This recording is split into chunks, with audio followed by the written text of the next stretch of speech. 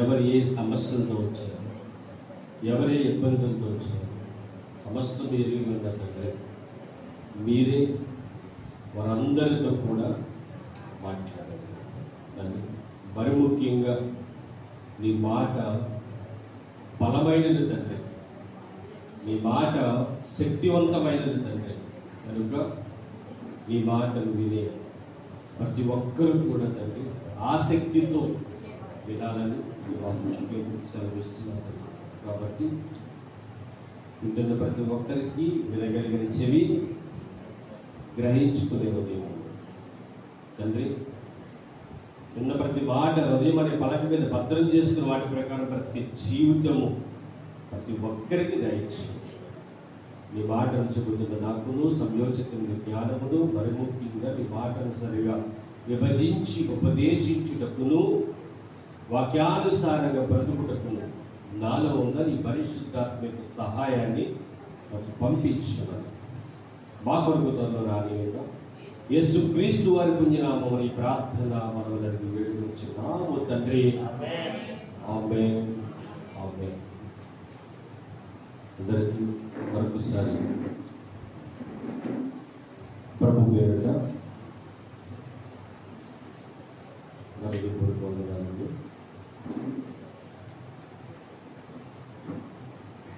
దేవుడు అనుగ్రహించిన చక్కటి అవకాశం.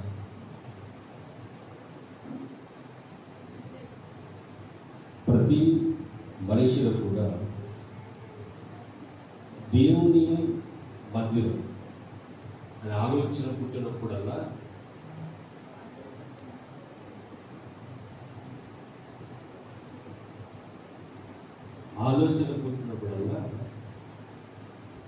చాలా ఆనందంగా, చాలా సంతోషంగా ఉంటుంది. ఈరోజు ఇక్కడ ఇలా ఉన్నాము అని అంటే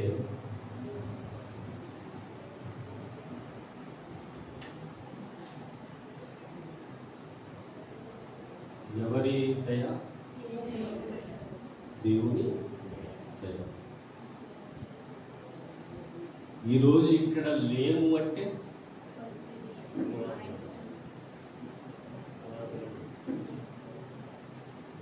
కొన్ని అపవాది తంత్రాలు ఎవరైనా కావచ్చు. ఇక్కడికి రాని వారు ఎవరైతే ఉన్నారో సంఘ సహోదరులు, వాళ్ళు రాలేదు అని అంటే కారణం ఉంది. తెలుసా మీకు? తెలీదా?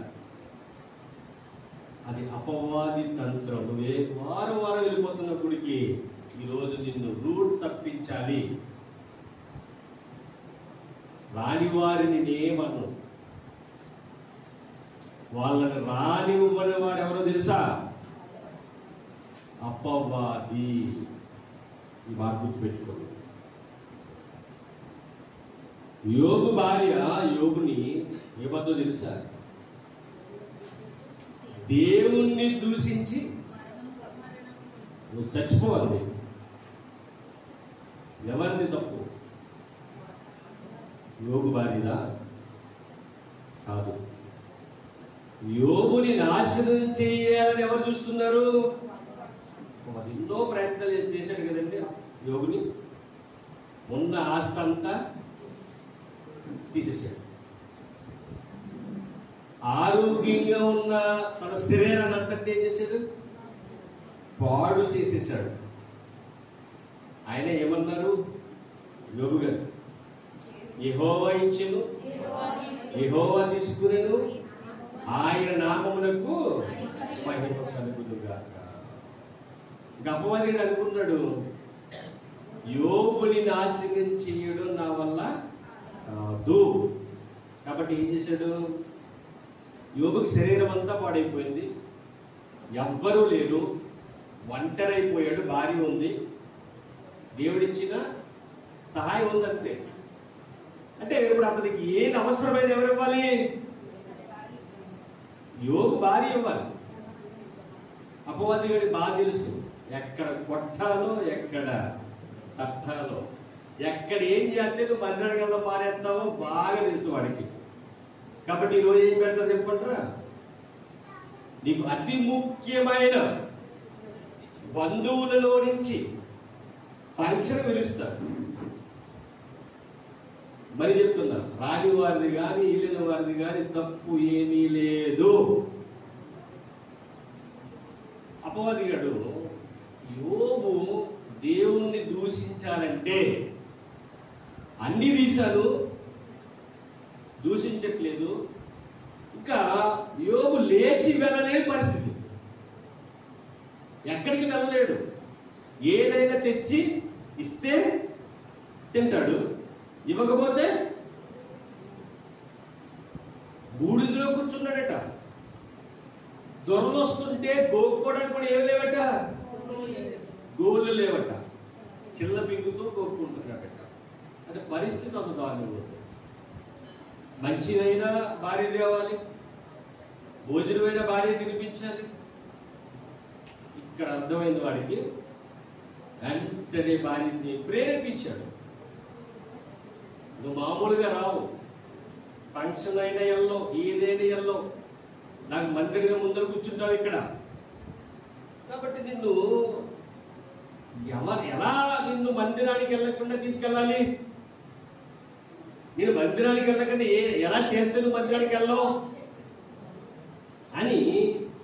ఇంకా ఒకవేళ వెళ్ళడానికి కూర్చున్నా ఎవరో ఒకరు ఫోన్ చేసి వెళ్ళకపోతే బాగోదమ్మా, ఎవరో ఒకరు వెళ్ళాలి కదమ్మా, లేకపోతే రేపు వద్దున నీ కొడుకు పెళ్ళుకో కూతురు పెళ్ళుకో నువ్వు ఇళ్ళలో దిగినో ఏం చేయని వాళ్ళు రాదు అనేసరికి మనకి ఏమవుతుంది?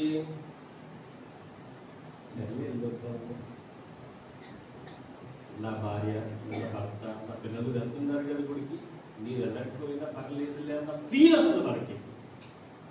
అంటే ఇది ఎవరు కల్పిస్తారు? బంధువులు కల్పించిన వాళ్ళ ద్వారా ఎవరు మాట్లాడినట్టు?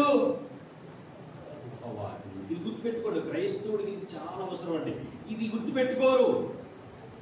అసలు మందిరం అంటేనే అది గొప్ప మందిరం అని, ఆ మందిరంలో గొప్ప ఆనందం ఉందని, గొప్ప సంతోషం ఉందని తెలియట్లేదు.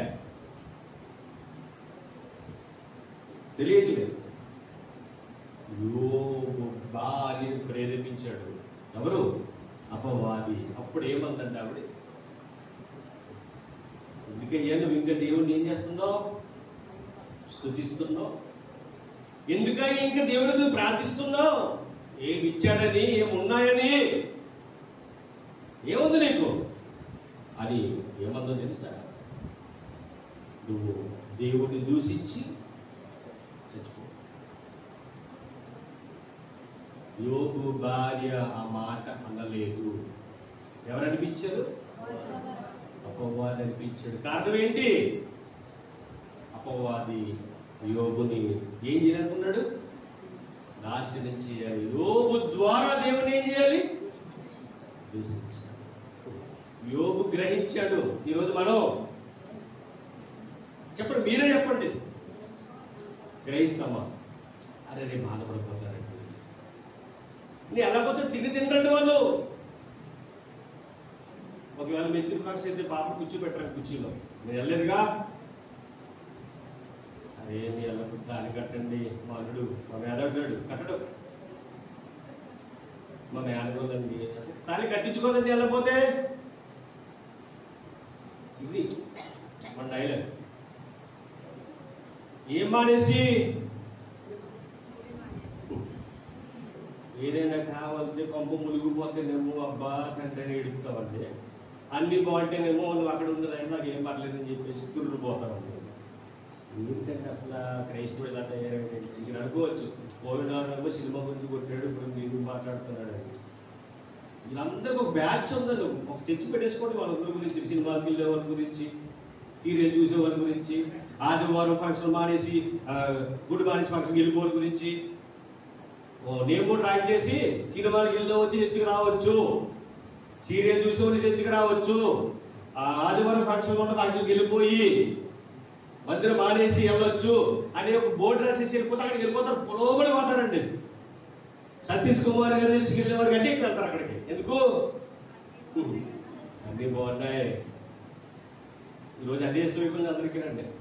ఫోటో దిగడం, ఫోటో దిగి ఫేస్బుక్, వాక్యం ఫేస్బుక్లో పెట్టరు. ఎవరితో సెలబ్రేట్ ఫోటో తీస్తే పట్టుగా ఫోటో పోజిస్తే పట్టుగా ఫోటో పెట్టేసుకుంటారు ఫేస్బుక్. ఎవరికి ఇచ్చాడు విలువ? అంటే నేను ఇలా మాట్లాడుతుంటే మీతో దెబ్బలాడుతుంటారు, తక్కువ అంటున్నాను. కానీ నువ్వు దెబ్బలాడతావు, వాక్యం చెప్తావు అడుగుతున్నావు. కంగారు పడకమ్మా, నువ్వు మాట్లాడి నేనైతే కాదు, దేవుడు మాట్లాడతాడు. అది హెచ్చరిక మాటలవి. నిజప్రేమ దేవుడు వల్ల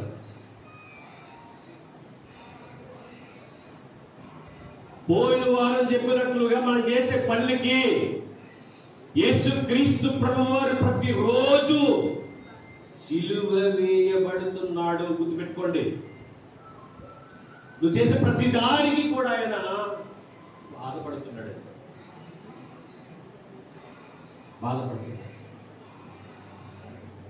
ఈరోజు ఒక మాట మీరు బాగా గ్రహించారు.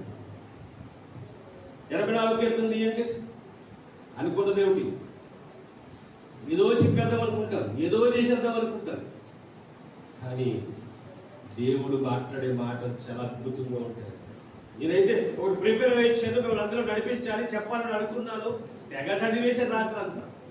కానీ వచ్చిన తర్వాత అంత ఎగిరిపోతుంది. మందిరం ఎంత గొప్పదో ఈరోజు మీకు అర్థం కావాలి. ఈరోజు రాని వారికి మీరు వచ్చిందని చెప్పాలి. మన మందిరానికి రావడం వల్ల కొంపలు మునిగిపోయే పనులేమీ లేవు. నీ కోట్ల నష్టం వచ్చే పనేమీ లేదు. 84 కీర్తన. కోరాహు కుమారులు. సుధీర్ బైబిల్ లేదా? లేదా? ఇదిగో అడిగే బైబిల్ లేకుండా మందిరానికి రావడం. నీకు అవసరం బుక్ కట్టుకెళ్ళి కాలేజీకి వెళ్తే బయటకు గెట్టేస్తారు. ఎందుకు? అసలు భక్తి, భయము ఇవేవి మన క్రైస్తవులు కనిపించట్లేదండి. అది ఎవరైనా కావచ్చు. ఈ రోజు బైబిల్ లేకుండా ఇక్కడ ఎవరైతే వచ్చారో వాళ్ళు వచ్చేవారు బైబిల్ పెట్టుకున్నాడు. రక్షణ లేని వారైనా సరే వాళ్ళ చేతిలో ఉండాలి బైబిల్. ఎందుకు వస్తున్నారు ఇక్కడికి? ఎందుకు వస్తున్నారు? నాకు భయపడి వస్తున్నారా? దేవుడికి భయపడి రావాలి. ఒక మాట చూపిస్తాను. ఇప్పుడు ఎలా వచ్చాం కాబట్టి ఇక్కడికే వస్తాను. మీకు ఎలా ఉండాలి మనం అని అంటే, సామెతల గ్రంథం 3వ అధ్యాయము, సామెతల గ్రంథం 3వ అధ్యాయము 6వ వచనం. నీ ప్రవర్తన అంతటి యందు ఆయన అధికారమునకు ఒప్పుకొనుము. నీ ప్రవర్తన అంతటి యందు ఎవరి అధికారానికి ఒప్పుకోనట? దేవుడి అధికారానికి ఒప్పుకొనుము. అప్పుడు ఆయన నీ త్రోవలను సరళము చేయను. నువ్వు ఆయనకు నీ ప్రవర్తన అంతటి యందు ఒప్పుకో. నా నడక నాదే, నా మాట నాదే, నా పాట నాదే, నా అలవాట్లు నాయే, నా పని నాదే. తండ్రి నువ్వు పట్టుకున్నాను ఏం చేయాలి? దీవించేయాలి, ఆశీర్వదించేయాలి. నాకు కష్టం ఉంటే పోవాలి, ఇబ్బంది ఉంటే పోవాలి, సమస్య ఉంటే పోవాలి. ఇవన్నీ పోవాలంటే ముందు నువ్వేం చేయాలి? నీ ప్రవర్తన అంతటి యందు ఆయన అధికారానికి ఒప్పుకోవాలి. ఒప్పుకుంటున్నావా? ఒప్పుకునే అలవాటు నీకుందా? ఒక్కసారి మీరు ఆలోచించండి ప్రేమ దేవుని వల్ల. అప్పుడు ఏం జరుగుతుంది అంటున్నాడు? అప్పుడు ఆయన నీ త్రోవను సరళము చేయను. నేను జ్ఞానిని కదా అని నువ్వు అనుకోవద్దు. యెహోవా యందు భయభక్తులు కలిగి చెడుతనమును విడిచిపెట్టుము. అప్పుడు నీ దేహమునకు ఆరోగ్యమును, నీ ఎముకలకు సత్తువు కలుగును. నీ రాబడి అంతటిలో ప్రథమ ఫలమును, నీ ఆస్తిలో భాగమును ఇచ్చి యెహోవాను ఘనపరచుము. దేవునికి మహిమ కలుగును. గాక. అంటే ఎప్పుడు నీ నోట కానీ, నీ ప్రవర్తన ద్వారా కానీ, నీ మాట ద్వారా కానీ, నువ్వు పలికే పలుకు ద్వారా కానీ ఏమి రావాలి? దేవునికి మహిమ వస్తుందా? మన జీవితాన్ని దేవుడు ఎలా కోరుకున్నాడు చెప్పంటారా? నువ్వు నడిస్తే ఆ నడక ద్వారా దేవునికి ఏమి రావాలి? మహిమ. నువ్వు మాట్లాడితే ఆ మాట ద్వారా దేవునికి ఏమి రావాలి? మహిమ.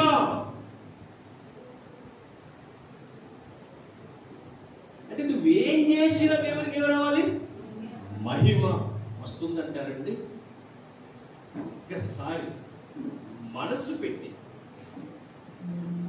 నేను బ్రతికే ఈ బ్రతుకు వల్ల నన్ను సృష్టించిన సృష్టికర్తకి, నన్ను కన్న నా తండ్రికి మహిమ వచ్చేయాలని బ్రతుకుతున్నానా? ఆలోచించండి ఒకసారి. నేను బ్రతికేది గొప్ప కాదండి, దేవునికి మహిమ తెచ్చే విధంగా బ్రతకడం గొప్ప. కోట్ల రూపాయలతో బ్రతికేది గొప్ప కాదు, దేవునికి మహిమ వచ్చే రకంగా బ్రతకడం గొప్ప. మనుషులు పొగడొచ్చు, పొగడకపోవచ్చు, మనుషులు నిన్ను మెచ్చుకోవచ్చు, మెచ్చుకోకపోవచ్చు, కానీ నిన్ను చూసి మన కన్న తండ్రి దేవుడు బలా నమ్మకమైన దాసుడా, దాసురాలా అన్నారండి. మీ గురి ఎప్పుడు అలాగే ఉండాలి. నేను ఎక్కడ రాకపోతే ఎవడనుకుంటాడు, ఎక్కడ రాకపోతే ఎవరనుకుంటారు, నన్ను ఏమనుకుంటారు, నన్ను మెచ్చుకుంటారు, తిట్టుకుంటారు, దీన్ని పొగరెక్కేసిందంటారు, ఇది పొగరెక్కేసిందంటారు. అబ్బే దాన్ని పట్టించుకోకండి. మనుషులు నానా రకాలుగా అనుకుంటారు. బాగుంటే పట్టుకుంటారు, నీకు ఏమి రాకపోతే ఏమి లేకపోతే నువ్వు వస్తుంటే ఆ దారి నుంచి పక్క దాన్ని పారిపోతుంటారు. మనుషుల స్వభావం అది. వాళ్ళ గురించా నువ్వు దేవుని వదిలేసేది? వాళ్ళ గురించా నువ్వు దేవుని వదిలేసి ఆదివారం మందిరం వదిలేసి పోయేది?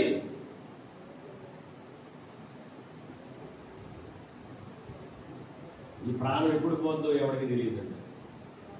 ఎంతలో కనబడి అందులో మాయమైపోయే ఆ వీరి లాంటి జీవితం ఇలా కన్ను మూస్తే ఆ కన్ను పరలోకం తండ్రిని చూసాను. అలా లేవని జీవితాలు చాలా మంది అలా లేవు. ఈ లోక పోకడ కొరకు, లోక భోగాల కొరకు, లోకంలో ఉన్న వాటి కొరకు దేవునికే దూరం అయిపోతున్నాం. నేను చెప్తున్నా, ఒక్క ఆదివారం దూరం అయితే చాలా బాధపడాలండి. ఒక్క ఆదివారం దేవుని మందిరానికి రాలేకపోతే చాలా బాధపడాలి, చాలా బాధపడాలి. ఇక్కడ అన్నమాట 3వ అధ్యాయము 5వ వచనం ఒకసారి. నీ స్వబుద్ధిని ఆధారము చేసుకుని కానీ పూర్ణ హృదయముతోను యెహోవా యందు నమ్మిక ఉంచుము. అన్ని ఆయనేనండి, నాకు ఏదైనా చేయగలదండి. కాబట్టి నేను మనుష్యులను నమ్మను, రాజులను నమ్మను. నేను నా తండ్రి దేవుడి మీద నమ్మకాన్ని పెట్టుకుంటాను. నిలబడితే అంత బాగుంటుందో. నీ జీవితంలో నువ్వు అనుకున్నవన్నీ జరుగుతాయండి, అన్నీ జరుగుతాయి. ఇలా ఉంటే వాళ్ళు ఎలా ఉంటారంటే, ఇప్పుడు 84 కీర్తన రండి. ఇప్పుడు రండి 84 కీర్తన. ఎంత ఆనందమో, ఎంత సంతోషం ఉంటుందో మందిరంలో. ఈ రోజు ఇక్కడ వచ్చిన వారు బాధతో రావచ్చు, అనారోగ్యంతో రావచ్చు, ఏదో సమస్యతో రావచ్చు, ఏవో ఏ ఇబ్బందులు ఉండొచ్చు. ఎన్నున్నా మందిరానికి వచ్చావు కనుక దేవుడు నీతో మాట్లాడే వాటి ఏంటంటే, ఇదిగో నేను నిన్ను ఉన్నతమైన స్థలములలోనికి తీసుకువెళ్ళిపోతాను, నీకు ఆనందాన్ని, సంతోషాన్ని నేనిస్తా. అంటే మనిషి ఇస్తే అది రాకపోవచ్చు, పూర్తికుండకపోవచ్చు, కానీ దేవుడు ఇస్తానంటే అది ఎంతో అద్భుతంగా ఉంటుంది ప్రేమ దేవుడు, ఎంతో ఆనందంగా ఉంటుంది ప్రేమ దేవుడు వల్ల. ఇప్పుడు చదువు 24వ కీర్తన. ఈ కీర్తన ఎవరు రాశారు చూడండి, అక్కడ వచ్చే అక్షరాల పక్కనే కోరాహు కుమారుల కీర్తన. కీర్తన ఎవరు పాడారండి? కోరాహు కుమారులు. కోరాహు కుమారులు అంటే కోరాహు ఏమో తండ్రి, వారికి పుట్టిన పిల్లలే ఇక్కడికి పాట పాడిన వారు. కోరాహుకి సంబంధించిన కొంతమంది దేవుడికి వ్యతిరేకంగా బ్రతికారండి. అప్పుడు దేవుడు వాళ్ళని భూమి నెరలు తీసేసి అందులోకి వాళ్ళు వెళ్ళిపోయి కొంతమంది చనిపోయారు. అంటే దేవుడు శిక్ష వేసి చంపేసిన వారి పిల్లలు వీళ్ళు పాడుతున్న పాట ఎంత గొప్పగా పాడారో. దేవుని మందిరంలో ఎంత గొప్ప ఆనందం ఉందో, సంతోషం ఉందో. నిజమండి, ఈ కీర్తన పదే చదవండి, ప్రతిరోజు చదవండి. శుక్రవారం పొద్దున్నే లేచి చదవండి. మందిరానికి ఎలా అనిపిస్తుంది? శుక్రవారం ఆడవాళ్ళు చదవండి, ఖాళీ కదండి. ఎందుకు మందిరం రాలేకపోతున్నారు? ఆదివారం వెళ్ళడమే గొప్ప. ఆదివారం వెళ్ళడమే దేవుడికి గొప్పగా చేసేసినట్టే. ఇక్కడ ఉన్న ఆడవాళ్ళందరూ చెప్తున్నాను, శుక్రవారం ఒకవేళ మీరు ఖాళీ అయితే ఇంటికాడ వంట చేసుకుని ఉండేవాళ్ళు అయితే 10:30 నుంచి 12:30 గంటల వరకు ఇక్కడ ఆరాధన జరుగుతుంది. రావడానికి ప్రయత్నం కానీ వచ్చి తీరాలంటే. నా మాటగా చెప్పండి, అది మీ ఇష్టం. చెప్పే హక్కు అధికారము ఉంది కాబట్టి చెప్పాను. రావడం రాకపోవడం మీ ఇష్టం. కానీ ఈ కీర్తన చదివితేనంటే, ఈ కీర్తన చదివితే ధ్యానిస్తే నీకు రావాలనిపిస్తుంది. అంటే అంత ఆనందం దేవుని మందిరంలో ఉంటుంది. ప్రారంభిద్దామా? 44 కీర్తన ప్రారంభమవుతాయి. సైన్యములకు అధిపతియగు యెహోవా, నీ నివాసములు ఎంత రమ్యములు. యెహోవా, మందిర ఆవరణములను చూడవలనని నా ప్రాణము ఎంతో ఆశపడుచున్నది. అది సొమ్మసిల్లుచున్నది. జీవముగల దేవుణ్ణి దర్శించుటకు నా హృదయమును నా శరీరమును ఆనందముతో కేకలు వేయుచున్నది. దేవునికి మహిమ కలుగును గాక. దేనికి ఆనందం వేస్తుందండి? అంటే ఈరోజు అడుగుతున్నాను, ఇంటికాడ మీరు ఈరోజు ఉదయం లేవగానే ఈరోజు ఆదివారం మందిరానికి వెళ్తాను ఆనందం ఎంతమంది ముందు చెప్పండి. Very good. ఆనందం చాలా బాగుంటుందండి. నాకేమో రోజు ఆనందమే. నాకైతే రోజు ఆనందం. ఎందుకు ఆనందం చెప్పండి? రోజు 3 గంటలకి వెలుగు వస్తే ఇంటికాడ ఒకసారి వచ్చిన ఎదురు చెప్పరు కానీ వాళ్ళు అనుకుంటారు పిచ్చోడు అనుకుంటారు. ఎందుకు? నీళ్ళు ఎత్తే వాళ్ళు కూడా ఏం చేయాలి? రాత్రి అండి, నైట్ మీటింగ్స్ లేట్ అవుతుంది, జరగాలి లేట్ అవుతుంది, లేకపోతే కొంచెం పడుకోవాలి కదా. పడుకోవాలనుకుంటాం కానీ అప్పవాదిగా ఏం చేస్తాడంటే ఏదో ఫోన్ తెప్పిస్తాడు, పడుకోవడం కదా ఆడతాడు. ఎందుకు అలా చేస్తాడు వాడంటే, పొద్దున్న ఏం చేయకూడదు ఎలాగట్లా ఎక్కడ చూసినా వాడు ఉంటుంది. మీరు ఏది అనుకుంటారేమో కానీ మీరు ఎక్కువ భక్తి చేసేస్తున్నా కూడా వాడు ఉంటాడు. ఎందుకంటే భక్తిని జడగొట్టాలని. కానీ ఎన్ని గంటలు పడుకున్నా 3 గంటలు మెలకు వచ్చేస్తుంది. కళ్ళు మండిపోతూ ఉంటాయి, కళ్ళు నీళ్ళు కారిపోతూ ఉంటాయి. స్టార్టింగ్ అవుతుంది ఎప్పటికైనా సరే. ఆ టైంలో ఒకసారి బద్దకింటికి పడుకున్నావు అనుకోండి, నువ్వు ఉదయం 7 గంటల వరకు ఇంక లేవలేవు. అయిపోతుంటే చరిత్ర అక్కడ ఆ రోజు 3 గంటలకు కానీ ఒకవేళ మనం మెలకు వచ్చిన తర్వాత కళ్ళు పోతున్నాయని, కళ్ళు నీరు కారుతున్నాయని, అవి ఎందుకని ఒక్కసారి బద్దకించావు అనుకోండి, ఇంకా నువ్వు ఆ రోజు మళ్ళీ 8 గంటలు లేవు, ఇంకా 7 గంటల దాకా లేవన్నమాట. కానీ లేచి ఇది ఎవరు లేకపోతే ఒక లేకపోతే మా ఆవిడేమంటారు, అప్పుడు లేచిపోతే పడుకుంటూ మాట్లాడు మళ్ళీ పడుకున్నారు అనుకోండి. మళ్ళీ ఏంటి అంటే మీరు లేవాలనుకున్నాడు పక్కన లేకొట్టకండి. మీరు ఏదో ప్రార్థన చేసుకోవద్దు, కలిపి ప్రార్థన చేసుకుందాం, కలిపి ప్రార్థన చేస్తే బలం ఉంటుంది. ఆయన పెట్టారు అనుకోండి, ఆయన అంటే చిరంగా లేదంటే బాబు అని చెప్పి అన్నాడు అనుకోండి, ఇంకా మీ ఆయనతో పాటు మీరు కూడా ఏం చేస్తారు, నిజంగా తిరగలేదేమో అని చెప్పేసి పడుకుంటారు. అందుకని భర్తలు లెక్క కొట్టుకుంటే భార్య లెక్సేవాళ్ళు ఎవరు ఉంటారు సరే, భర్తలు లెక్క కొట్టుకుంటే భర్తలు అయితే భార్య లెక్క కొట్టుకుంటారు. అపవాది గారి ఎవరొక ద్వారా ఏం చేస్తారంటే నీ ప్రార్థన ఆపెట్టాడు. ఈ ప్రార్థన నీదే, ఈ ప్రార్థన నీదే. కాబట్టి అలా లేచి ఆ పనులు పూజ చేసుకుని అలా వాకింగ్కి వెళ్ళి ఏం చేస్తున్నా దేవుని స్తుతించడమే. అంటే నేను నేర్చుకున్నది ఏంటంటే వాకింగ్ చేస్తున్నా కూడా ప్రార్థన చేస్తాను సంఘం గురించి. ఎందుకంటే మన సంఘంలో ఉన్న వాళ్ళందరూ పేరున ప్రార్థన చేయడం నాకు చాలా ఇష్టం. పక్కలతో మాట్లాడే కంటే ఏం చేస్తే బెటర్ అప్పుడు స్తుతించడమే. తండ్రి వాళ్ళ పని అంటే దేవునితో గడిపేది చాలా ఆనందంగా ఉంటుందండి, చాలా ఆనందంగా ఉంటుంది. ఆనందాన్ని రోజు అనిపిస్తున్నాను. మరి ఇక్కడ మీరు ఆదివారం నాడు ఈ రోజు పొద్దున్న లేచి ఎంతమంది అనిపించారో తెలియదు, శుక్రవారం లేచి ఎంతమంది అనిపిస్తారో తెలియదు, లేదా రోజు ఎంతమంది అనిపిస్తుందో నాకైతే తెలియదు. మీరు ఒకవేళ ప్రతిరోజు ఆనందంగా దేవుడి మందిరంలో అంటే మీ ఇంటికాడే మీరు మోకరిస్తే దేవుడి మందిరం అవుతుంది. నేను మళ్ళీ ఎక్కడికి వచ్చా నేను చెప్పట్లే. ఎక్కడుండి మీరు మోకాళ్ళని ప్రార్థన చేస్తే అక్కడ దేవుడు ఉంటాడు, దేవుడు అంతటా ఉన్నాడు. కాబట్టి మీకు ఆయన మందిరానికి వెళ్తాం ఈ రోజు అని ఎంతమందికి ఆనందం ఉందో అలా ఆనందపడిన వారందరూ ధన్యులు.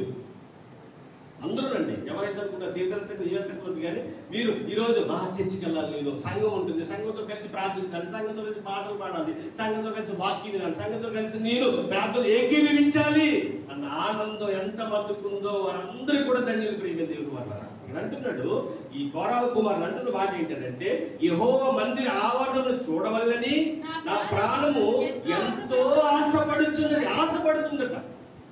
ఏం చూడాలని? దేవుని మందిర ఆవరణ, మందిరంలో రావాలని, ప్రార్థించాలని. బాబా ఏ ఆనందం అంటే కోరావు కుమారుడు.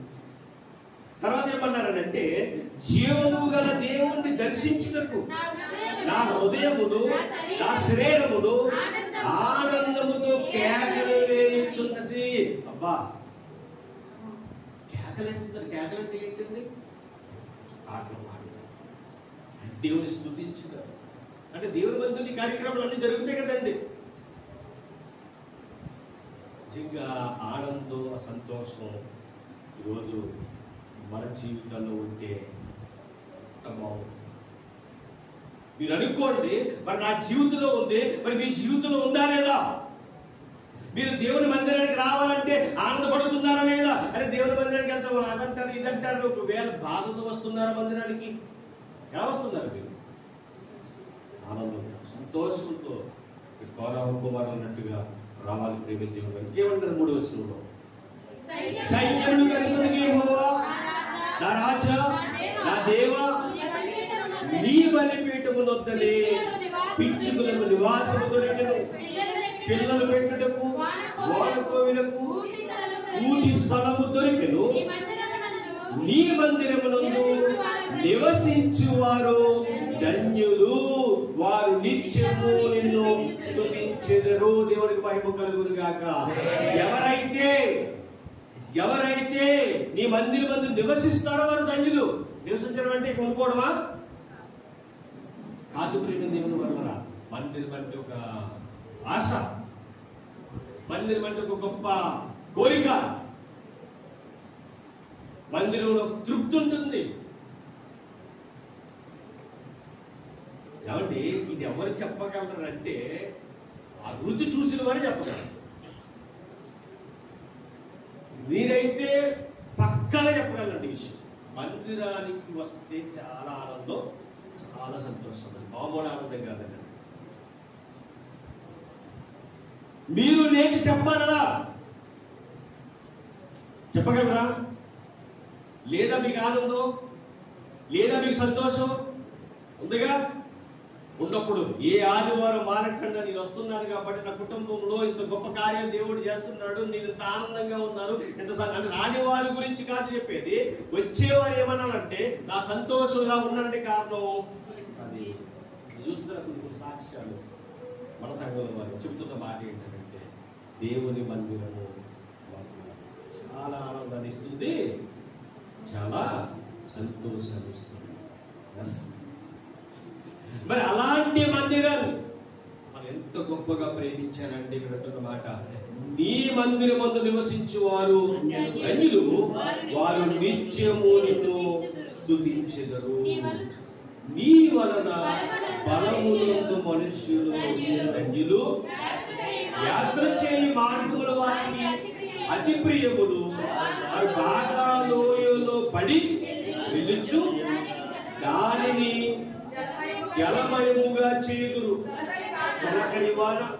దానిని దీవెనలతో కప్పులు. నీ జీవితంలో దేవుడు నీ కుటుంబాన్ని ఉన్నతంగా ఆశీర్వదించడానికి గల కారణం ఏంటంటే నువ్వు మందిరాన్ని ప్రేమించడం. మందిరాన్ని ప్రేమించడం అంటే మందిరంలో గడపడం. మందిరంలో గడపడం అంటే మందిరంలో వాక్యానుసారంగా బ్రతకడం. ఎప్పుడైతే వాక్యానుసారంగా మనం బ్రతుకుతున్నామో బయటికి వెళ్ళినప్పుడు అలా బ్రతకాలని ఒక తృప్తి, ఒక ఆశ కలుగుతుంది మనకి. అలా బ్రతికితే తృప్తి, మనకి తృప్తి. ఆ తృప్తి లేని జీవితాలు ఎన్నో ఉన్నాయి బయట,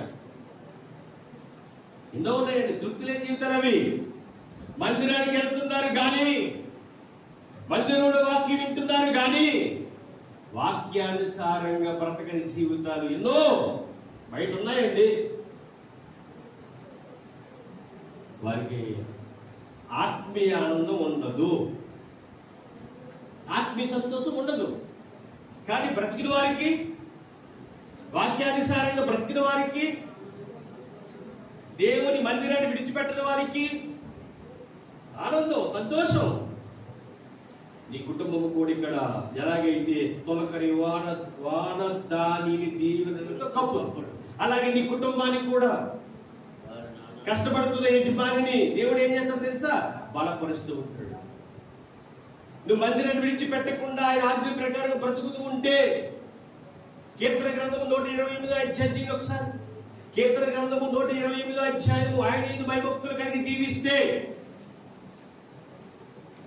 కీర్తన గ్రంథము 128వ అధ్యాయం ప్రారంభ వచనం గాని, యెహోవా యందు భయభక్తులు కలిగి ఆయన త్రోవల యందు నడుచు వారందరూ ధన్యులు. ఎవరు ధన్యులండి? ఇక్కడేమో రాయబడి ఉంది, నీ మందిరమునందు నివసించే వారందరూ ధన్యులు. అక్కడేమో రాయబడి ఉంది, యెహోవా యందు భయభక్తులు కలిగిన వారందరూ ధన్యులు. ఆయన త్రోవల యందు నడిచే వారందరూ ధన్యులు. అంటే అన్ని లింక్ అండి. మందిరానికి వచ్చి వెళ్ళిపోవడం కూడా కరెక్ట్ కాదు. మందిరానికి వచ్చి వాక్యం విని వెళ్ళిన మనం చెప్పబడిన వాక్యానుసారంగా ఏం చేయాలి? బ్రతకాలి. ఆ బ్రతుకులు మనలో ఉండాలి. అలా బ్రతకని వారి గురించి ఎక్కువగా మనం మాట్లాడకూడదు. అంటే ఎందుకు అలా చూపిస్తున్నామని అంటే, ఇలా ఉంటారు వాళ్ళు, అలా ఉండకుండా మనం ఇలా ఉంటారని చూపిస్తున్నాం అంతే. ఇక్కడ లేని వారి గురించి మనం వాళ్ళని క్షమించట్లేదు, వాళ్ళ గురించి తప్పు పట్టట్లేదు, పరిచయుడులా మాట్లాడట్లేదు. పరిచయుడు ఏం మాట్లాడు చెప్పండి? పరిచయుడు అదేనండి, ఒక ఇద్దరు దేవాలయంకి వెళ్తారు కదండి బాబు. దేవాలయంకి పరిచయుడు ఏమంటాడు? అయ్యా ప్రభువా, దేవా, పరలోకమందున్న నాకన్నా తండ్రి, నేను అదిగో శంకర్లా కాదయ్యా, దొంగతనం చేస్తారు కదా వాళ్ళ కాదయ్యా, నేను వారానికి 2 మార్లు ఉపవాసం ఉంటుంది, నేను నా సంపాదన అంతటిలో 10వ వంతు ఇస్తున్నాను. వీళ్ళు ఏం చేయట్లేదు, అన్నీ చేస్తున్నాను అన్నాడు. దేవుడు అన్నాడు, ఇది నాకు అంటే అతను అక్కడ ఏం చేయాలంటే ఏదైతే చూపించాడు. అతల్లా కాదు, పక్కన పెట్టి నువ్వు ఎలా ఉన్నావో చూసుకో. నువ్వు ఒకవేళ బాగోలేకపోతే సరి చేసుకో. అంటే మరి ఇక్కడ మాట్లాడే వినే మాట ఏంటంటే, ఒకవేళ తండ్రి ఒక్కొక్కసారి నీ మందిరం కంటే నాకు లోకపరమైన వాటి మీద బెమ్మ పుడుతుందేమో, లోకపరమైన వాటి వైపు వెళుతూ నిన్ను నేను నిర్లక్ష్యం చేస్తున్నానేమో తండ్రి. అలా కాకుండా తండ్రి, ఏదొచ్చినా మా కుటుంబంలో ఈరోజు తెల్లవారుజామున కూడా అదే మాట్లాడతాం. దేవుడి ప్రేరేపణ అదే. నీకు ఎన్ని పనులు ఉన్నా ఏం చేయాలట? పనులన్నీ పక్కన పెట్టి దేవుడి మందిరానికి రావాలి. ఆ పనిని నువ్వు వచ్చి వెళ్ళిన తర్వాత చేసుకోవచ్చు, లేకపోతే ముందైనా టైం ఉండదు కాబట్టి చేసుకోవచ్చు. కానీ మందిరం మట్టుకు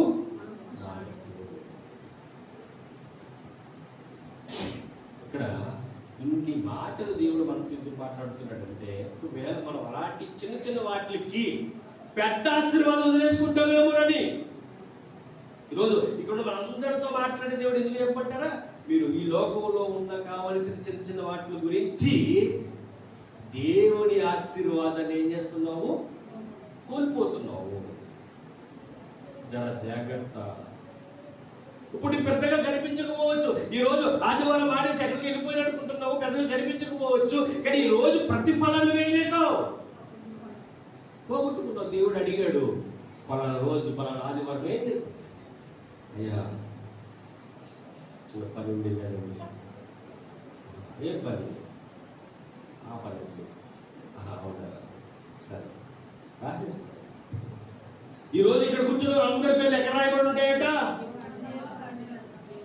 ఏ గ్రంథం అది? ఒకసారి గ్రంథం ఏంటి? మలాకి గ్రంథం 3వ అధ్యాయం వచ్చిన త్వరగా మలాకి గ్రంథం 3వ అధ్యాయము వచ్చిన మలాకి గ్రంథం 3వ అధ్యాయం 16వ వచనం. ఈ రోజు ఇక్కడ మందిరంలోనికి రాని వారందరి పేర్లు ఇప్పుడు చెప్పబడే దాని దగ్గర రాయబడవు. ఖచ్చితం చెప్పండి. ఎవరైతే రాలేదో వాళ్ళకి మీరు అమ్మా చెప్పండి అందరికి. ఎందుకంటే వాళ్ళకి అది నొప్పి కలగాలి. నొప్పి వస్తుంది కదా, వాళ్ళు బాధపడతారు కదా. చెప్పడం మానేస్తారా? చెప్తారా? చెప్పడం మానేస్తారా? అమ్మ మాట ఇచ్చాడు, చెల్లమ్మ రాలేదు, చెప్పాలా? అక్కడ ఇద్దరికి వెళ్ళి కంపల్సరీగా నొప్పి వచ్చేది చెప్పాలి. నొప్పి రావాలి చెప్పామంటే నొప్పే మామూలుగా. ఎందుకు? ఈరోజు దేవుడు గ్రంథంలో రాయబడి పేరు రాయడు. మలాకి గ్రంథం 3వ అధ్యాయం 16వ వచనం.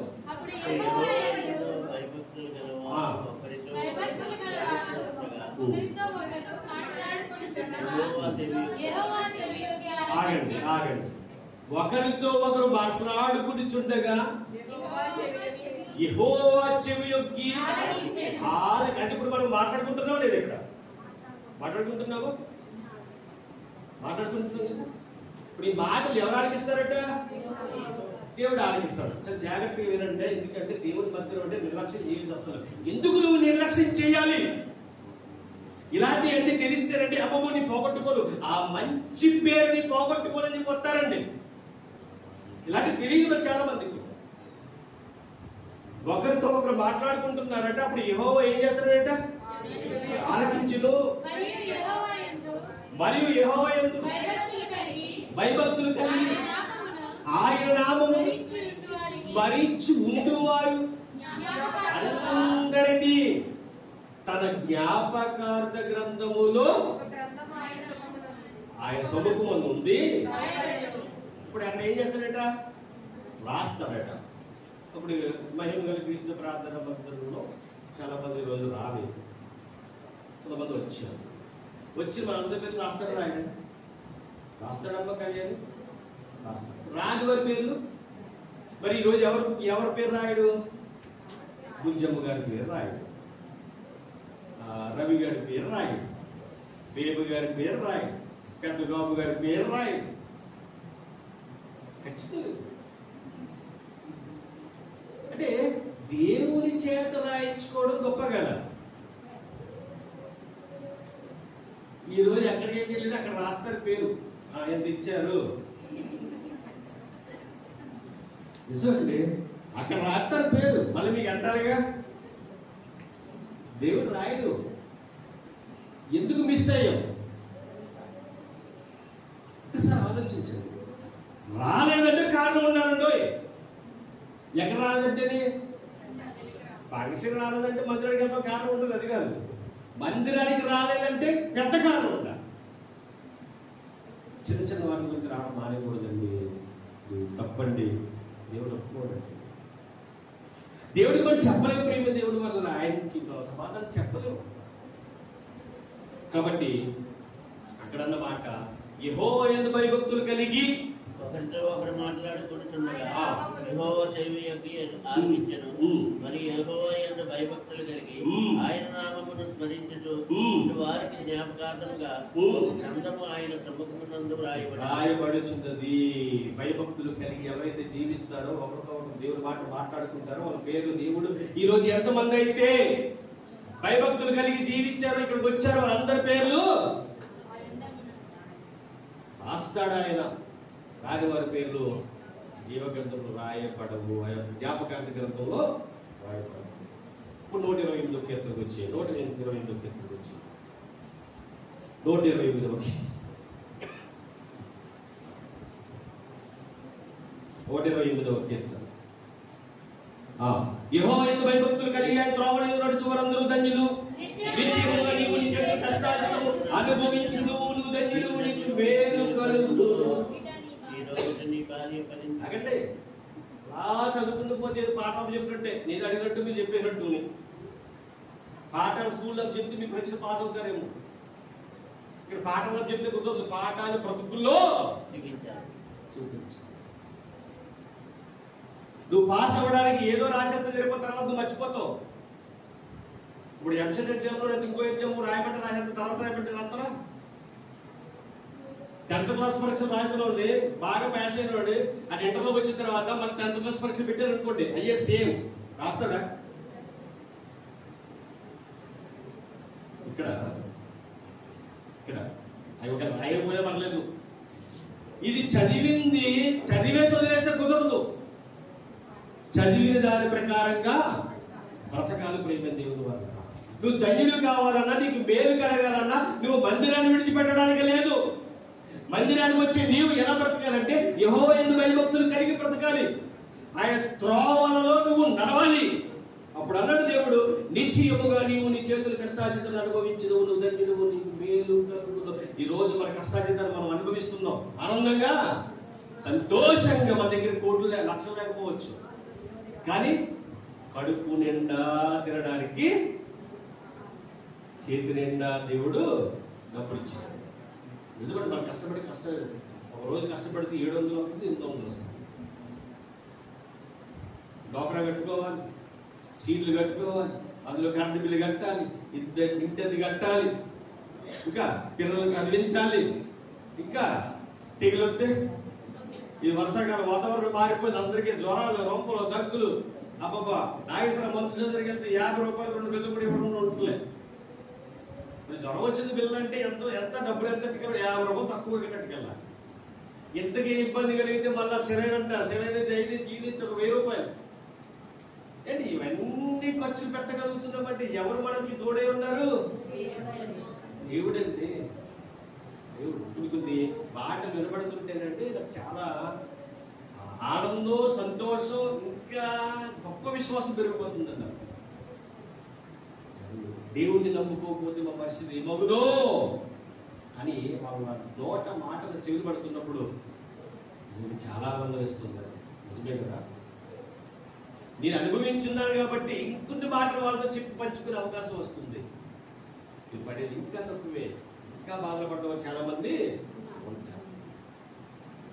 వండుకోవడానికి కూడా కూరగాయ లేక, బియ్యం లేక పరిస్థితి బాగాలేని చాలా మంది ఉన్నారు. వాళ్ళని కూడా దేవుడే పోషిస్తున్నాడు.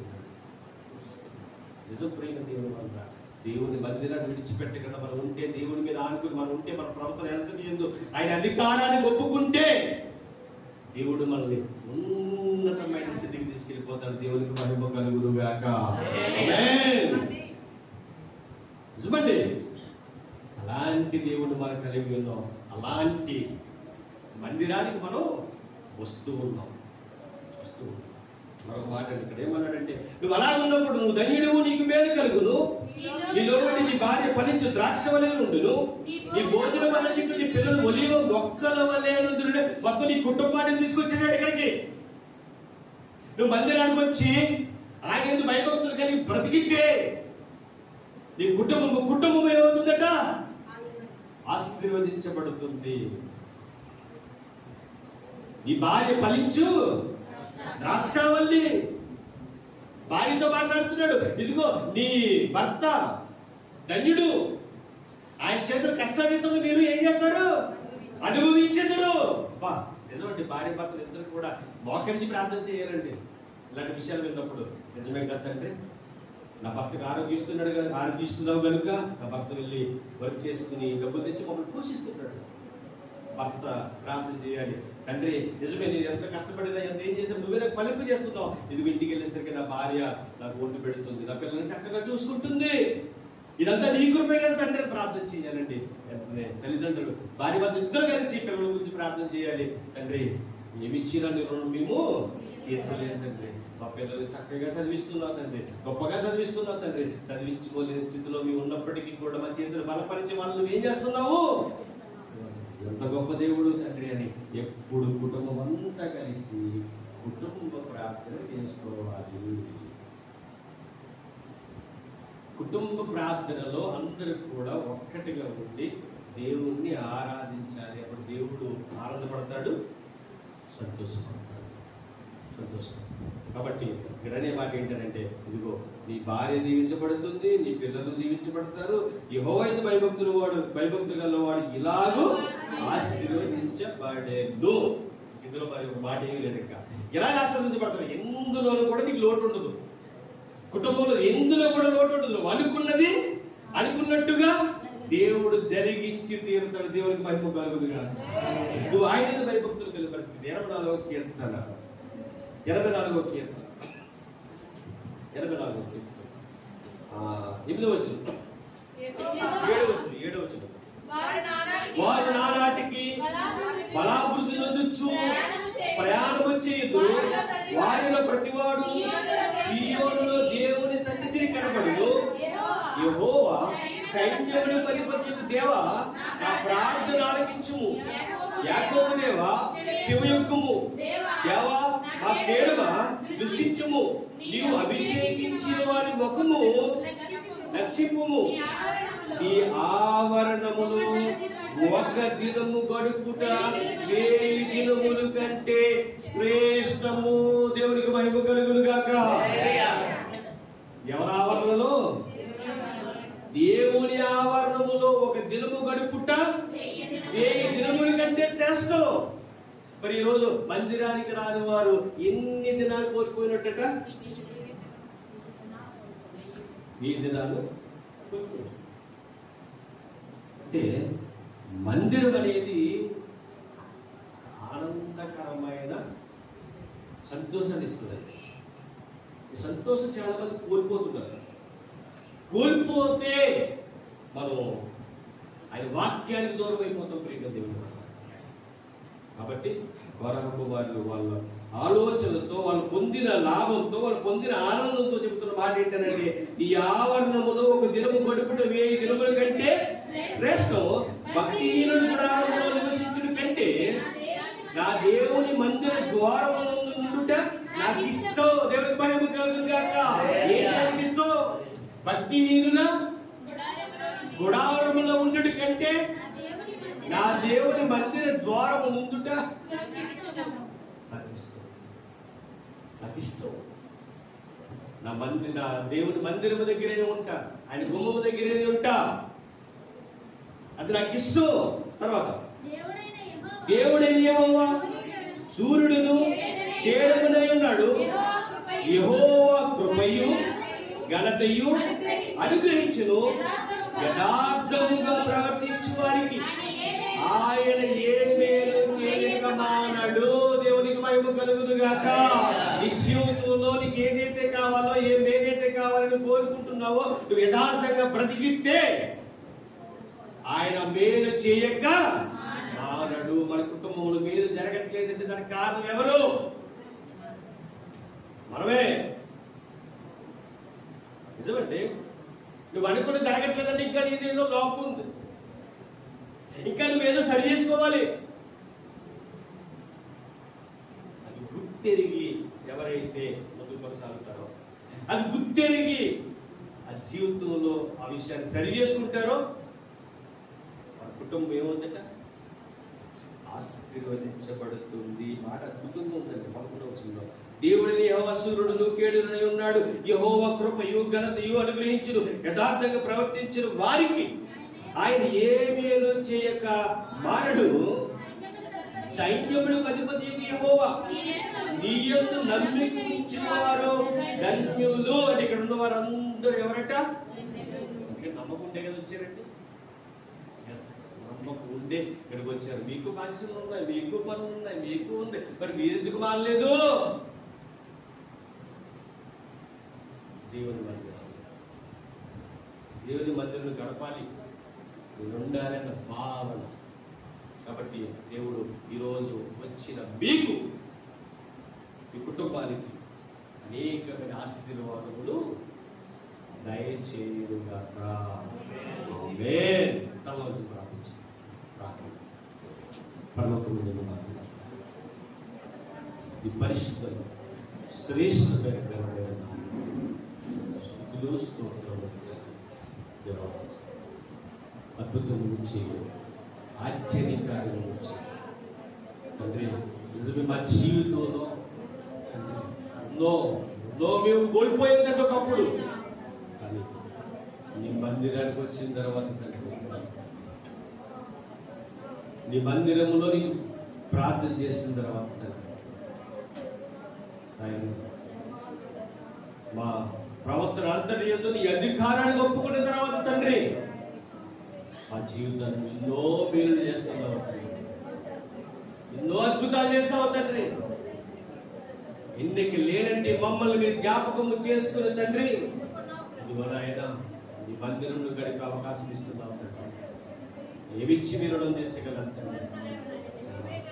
దావీదు మహారాజు ప్రార్థన చేస్తుంటే వేలాది నదులంత విస్తారమైన ధైర్యం నీకు ఇచ్చినప్పటికీ నీ రుణము నీకు తీర్చలేదు తండ్రి. నిజమైన మా జీవితంలో మీకు అప్పగిస్తున్నాం. ఇక్కడ ఉన్న వారందరూ కూడా తండ్రి ఆసక్తి తిరిగి వచ్చారు తండ్రి. ఎన్నో పనులు ఉన్నాయి తండ్రి. అవును, అందరికీ పనులు ఉంటాయి, వీళ్ళకి పనులు ఉన్నాయి, కానీ పనులు మానుకున్నారు తండ్రి. నీ మందిరంలో గడపడం ఆశీర్వాదకరమని, నీ మందిరంలో మాకు నెమ్మది కలుగుతుందని, నీ మందిరంలో మాకు సమాధానం దొరుకుతుందని నీ బిడ్డలు ఆశతో వచ్చారయ్యా. వచ్చిన వారి ఆశలు తీర్చండి. వారు అనారోగ్యంతో వచ్చుంటే మీరు ముట్టి వారు బాగు చేయండి. ఒకవేళ వారు ఆర్థిక సమస్యలతో ఉన్నారేమో తండ్రి, ఇబ్బందులతో ఉన్నారేమో తండ్రి. వారి కుటుంబంలో ఏ సమస్య ఉన్నప్పటికీ ఆ సమస్యలన్నింటినీ నీవు తప్పించి నీవున్న మహాలోకాన్ని చేరుకునే ఒక భాగ్యము ఇక్కడ వారందరికీ దయచి యెహోవా యందు భయభక్తులు కలిగిన వాడు ఇలా ఆశీర్వదించబడిన మాట ప్రకారంగా తండ్రి మేమందరం కూడా నీ యందు భయభక్తులు కలిగి బ్రతికి జీవించే భాగ్యం అందరికీ దయచి మా కొరకు త్వరలో రాని యేసుక్రీస్తు వరకు ప్రార్థన మనల్ని తండ్రి. ఆమేన్.